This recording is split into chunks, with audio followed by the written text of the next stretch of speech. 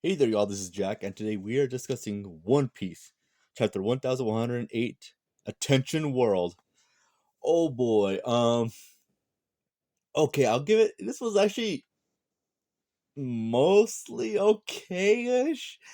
It's just the framework of some, things that happen here I was not alright with. But before we get into that, if you like content like this, please consider subscribing. I'd greatly appreciate it. I'm almost there to 100 subscribers. Pretty dang close, I gotta say. So yeah. Anyway, let's just dive right into the review, shall we? Because I got some stuff to say in here. I enjoyed it, but there are some stuff I was very irritated with. But let's get into it, shall we? All right. Of course, Luffy's on the front of the Shonen Jump cover. Looks pretty good. I'm not gonna lie. I like it. Then we got the color spread here of the some of the female casts of One Piece characters and some dogs. I like dogs. Dogs, they're pretty cute. And the only good, like legit morally good person here is like freaking Tashigi. The rest are pirates and Ulti's there, and Ulti's a terrible being. Like, holy frig! Have you seen Film Red? Yeah, she's absolutely terrible. Like to just destroy the whole world of people. But yeah, let's go right to the chapter, shall we? Attention World. So essentially, we got Devon and Vaughn, essentially just having a wet-haired Karibo. I almost want to say like the Yu-Gi-Oh creature's name Karibo, but it's Koribo. I said they have him dead to rights here, but he's essentially like, hold on, I got some information for you guys. Let me speak it out, all right? Let me speak it out. And they're kind of just watching him as he says, he has information essentially on that he could give to teach essentially to the Commodore that he wants to give them information. He doesn't say what it is, but it's like, okay, I see what he's doing here. And I was thinking to myself, could he just tell them one? He says I have more info on something else, but I mean, what's the worst that could happen, right? Because they do, because I do like that, the Blackbeard pirates here are like, hold on, you're probably working for the government. He's like, no, no, no. I do like that the villains here are like taking precautions, like, okay, he could probably be working for the government, but maybe we should hear him out. Because Karibo, he does genuinely want to help the Blackbeard pirates because he's evil, because he's an evil creature, and I don't know why he's still alive, why no one's executed him. It's beyond me, but whatever. Then we cut to the battlefield of the Marines versus the pacifists. And I just gotta say this again. Most of these Marines are like good people, and they're just getting slaughtered by these freaking pacifists and the giants. They're getting annihilated. It's freaking insane here. As they continue to fire the cannons at the pacifist blocks it and then just fires. And some of the vice admirals are talking about, all right, should we just call off the Buster call? And some of them are like, I don't know about that. It's never happened before. And I was thinking to myself, well, as far as we know, there's been aside from this, there's been two Buster calls, one successful, one not really. It was a complete failure. And I'm not gonna lie, you're going up against the same people that it was a failure, so it's more than likely going to be a massive, massive failure again. And as that's happening, Doberman's like, "All right, Vice Admirals, get out. You have to all get out there and just hunt the Straw Hats down." And we get this awesome freaking alpha Chad Marine named Tosu, as he's like, "All right, I'm right on it. I'm right hot on their heels. As soon as I get them, I'm gonna crush them." And he gets his hotkeys up his hands. He's like, "Tosu, crunch!" As he jumps right at Bonnie, and of course Oda's like, "Nah." And then one of the giants smashes this freaking, oh man, this marine down to the ground. He smashes the marine on his side instead of slashing him down in half.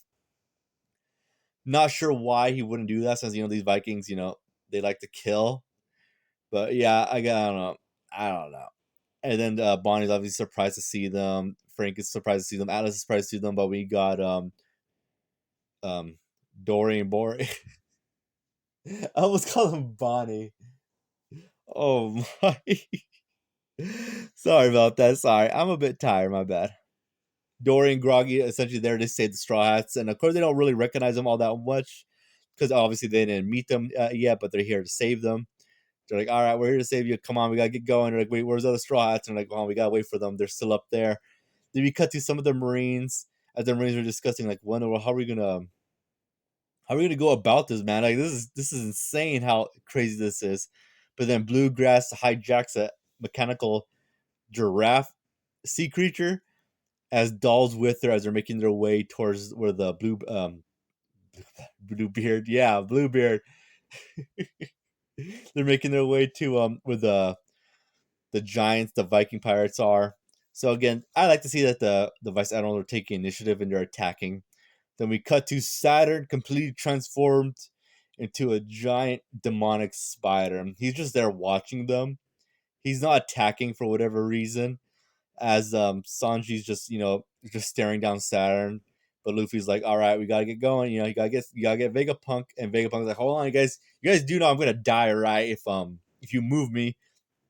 And I was thinking to myself, not necessarily Vegapunk. I mean, Oda could be like, "Nah, it's not your time yet." And we see Saturn as Sanji says, "Look, he got a strange look in his eye, and it seems to be completely covered in venom." We'll see about that in the next chapter. But anyway, Saturn, because we see Saturn's leg just touch a tree, and the tree just dissolves completely. And then Saturn immediately goes in for the attack, just sending his legs attacking Luffy, and Luffy's easily dodging them as Sanji grabs Vegapunk and he's heading out. And as that's happening, um, yeah, Vegapunk's like calling, "You just leave me, Sanji. I'm gonna die." And Sanji's like, "Just simmer down, old man." But then Kizaru comes, kicks Sanji, and stabs Vegapunk in the exact same spot Saturn stabbed Vegapunk. So obviously, yeah, I don't know, Kizaru, you should have just went with the slash, but whatever. As Vegapunk just drops, and everyone's like, "No!" Even Luffy, Gear 5, is just surprised to see this.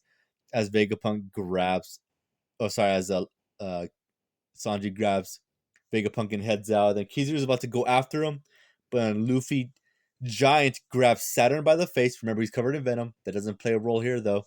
And Kizaru grabs Kizaru. Kizaru just spitting out blood, which is crazy. Because I think the only time we ever see Kizaru bleed was with Raylight, when he fought Raylight. So, interesting, I gotta say. And right there, Luffy has a serious face on him until he just has a big smirk on the next panel where he says, "And you two, there's no way I'm letting you guys escape, right?" So does Luffy intend to actually finish the job here? Is this form Naki actually making Luffy just wanting to finish off his opponents here or now? Like, okay, yeah, this is it. This is no time to play. It's gonna play while he takes him down. I honestly have no idea since the last time Kizaru outlasted Luffy in a fight, and now that Saturn's here, yeah, I can't see Luffy winning. I just legit can't.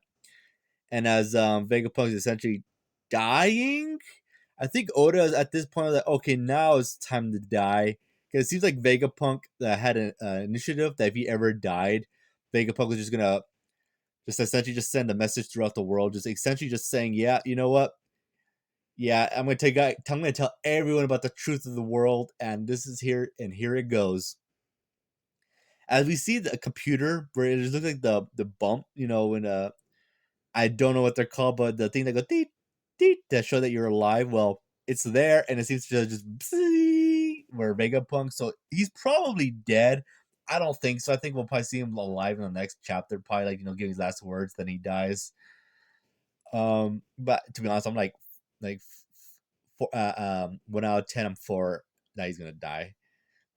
And yeah. So Vegapunk I get what Vegapunk was doing here, and I admire. I'm like, okay, that's not bad. I get what you're doing here, Vegapunk, but Vegapunk knows how evil the world government is, right? If this happens, what's to prevent the world government from just killing, like as the Gorosei once were talking to each other, like, how about we do another great flood? Like, there's a good chance that the Im-sama's gonna be like, you know what?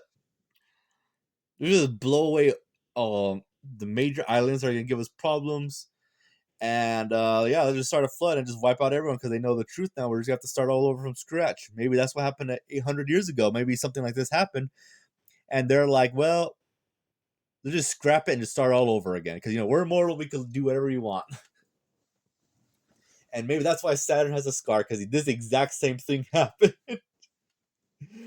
But yeah, again, I liked it. I mostly just like the part with the Marines actually taking initiative and Kizaru being effective. But I'll still give this chapter a 6 out of 10. No, I'm gonna give this chapter 4 out of 10. Just the plot armor, the Marine just so happening to be right on top of Frankie and Bonnie. He gets smashed by the Vikings, and then Saturn just not doing nothing as he should have just started attacking immediately right after Sanji said, just staring him down because he has that crazy animal look. So you think he'd be more animalistic. And Kizaru just stabbing Vegapunk right where Vegapunk was already stabbed. Yeah. Anyway, 4 out of 10. And I did enjoy it. There are some parts overall, objectively, yeah, that's not that great. But yeah, that concludes my review. If you listen this far, I appreciate it. And yeah, I'm curious to see what Vegapunk's actions brought to the world. Let's just say that. Anyway, y'all take care and have a good one. Later.